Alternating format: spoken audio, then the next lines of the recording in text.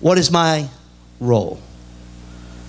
It was like yesterday. I was standing in a green room in Dallas, Texas. And we were just launching the Billion Soul Initiative part of the network. And it was in 05. It was in September. And it was just like it was 30 minutes ago. And David Sopre Pena, a dear friend of mine in the Philippines, he made a comment just in passing. We were just launching the initiative. That's been 7 years. In that 7 years, 1.7 million churches have been planted in the world. In those 7 years, 327 million have come to Christ. But we were standing in a green room, and David just made a comment. He said, the goal is bigger than the role. And I said, now, David, what did you say? He said, the goal is bigger than the role. Now, let me ask all of you a question. What is the goal? What's the goal? Great Commission? But what does that mean? It says that every tongue, every tribe, every nation, which is ethnic group, will stand at the throne of the God, before the throne of God. Now, I've said before, I'll say it again, any goal less than everyone is not a God-sized goal. We're not interested in half the world. Kingdom and Dominion Church is not just interested in 60% of the world. We're interested in the whole world. Now, but the goal is bigger than the role, and therefore, one of us by ourselves could never achieve that. It's too big. And so we learn really quick that we want to partner and network with other people so that the goal can be achievable. Are you with me? And so I began to think about, as a Christian, what would be some practical ways that we could find our role and then strive to achieve the goal. And I have noted at least 5 ways. And I hope that you'll write these down.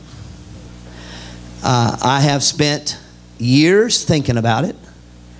And I believe they will help us. Step number 1 is realization. If we can throw that word realization up on the screen. Once we understand there's more, then we have a decision to make. We can either choose to get bigger or smaller. It starts realization. Give you an example. Now, I don't want to embarrass my dear friend, Pastor Calvin. Calvin comes to Dallas, Texas. It's a Christian Men's Network meeting going on. And I'm usually there for each of those meetings.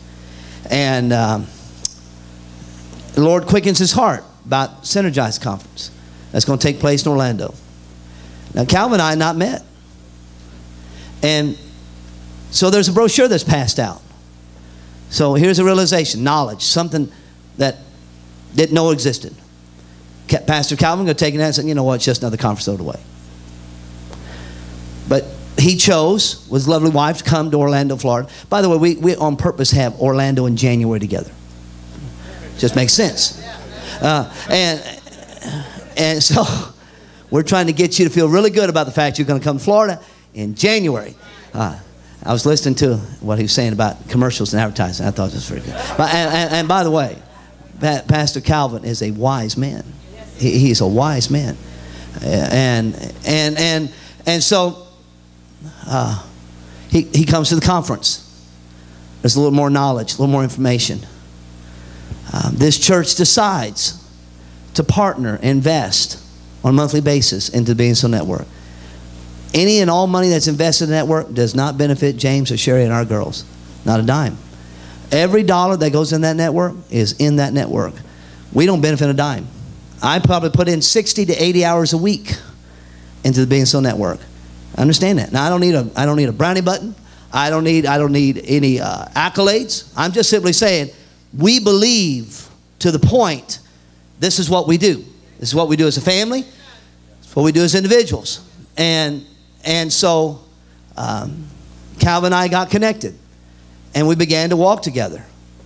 But then we go to Indonesia together. Now, there's a whole universe that this church didn't know existed 6 months ago. Are you understanding what I'm saying to you? Here, Calvin and I are over here in Indonesia, and we are having a ball. And there's this 2 little Asian children walking along the front row, and a little boy and a little girl, and there's 20,000 people in the building, and they're just walking along. And I whispered to Calvin, I said, they think this is normal. That's just church. That's just another day over here at Bethany Church. This 20,000 people got together tonight. It's just another day. And we're over here assessing it in a totally different way. Now, you have to understand now what I'm about to say to you, because it's an experience for me. I called Pastor Alex to go back. I'm going to be back with her in Labor Day weekend. And so I said to Pastor Alex, I said, you know, I'll just preach in Jakarta. And then I'll go on to India. He said, no. He said, I want you to come to Sarabhai. I said, no, that's no big deal. I said, I'll just preach in Jakarta. And then I go to India. He goes, no. He says, James, we don't have any big churches in Jakarta. And I said, well, it doesn't matter, man. I said, I'll preach. He said, the biggest one we've got is 5,000. I don't want you to preach in a small church. That's exactly what he told me on the telephone. He said, I don't want you to preach in a small church. I want you to come over here to Sarabhai and be with us, because, you know, we average 218,000 on the weekend. What I'm saying to you is that there's a realization that takes place. All right, so when we talk about Great Commission, what does it really mean? I want to try to quickly unpack it for you. If you can start this process of the arrowhead. Go ahead and throw the next piece up. And there are over 12,000 unreached people groups in the world. Over 12,000. Which makes up 2.5 billion people on the planet who have yet to hear the gospel of Jesus Christ. So when we start thinking about the goal is that everyone must hear the gospel. That is the goal. And keep unpacking it a little further if you would. Get to the next one. But in India, for example, 310 of the largest unreached people groups in all the world are in India. Now, I'm not saying that our only focus should be India. I'm trying to say to you that out of the 12,000, if you're trying to assess what the Lord may quicken us to do, then we have to have an idea of what it is. So 310 of the largest unreached people groups in all the world are in India. Go to the next one.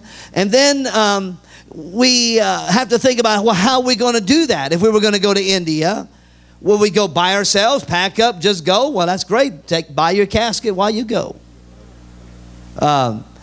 Or could we network, facilitate, connect with others that the Lord has already put there? So now go to the next one. Then we decide that we're going to sow into the area. We connect in the region. Sri Lanka matters to us. Bangladesh matters to us. Nepal and Pakistan matter to us. Why? Because we believe the Lord has put people in all of those places, and we want to connect with them. Why? So that the 310 unreached people groups in the world hear the gospel. So we think about the goal and how significant it is, and then we have to find our place in it. Go ahead and click it a couple more times there. There we go. And therefore, we will have a sense of how we can be a part of it. So we have to realize there's so much we don't know. You know, we have to come to the understanding that there's much we don't know, and we have a desire to know what we don't know. There's some people who don't know they don't know, and they act like they know. And in reality, I listened to them, and I said, you don't even know that you don't know. And if you just get quiet long enough, see, everybody's redeemable, but not everybody's teachable. Now, it took me a while to learn that, but I learned it. And that everybody's redeemable, but everybody's not teachable. Secondly, reprioritization. See, once we have an understanding that there's more, then we have to reprioritize our life. Now, how do we do that? We do that with our time. We do that with our friends and family.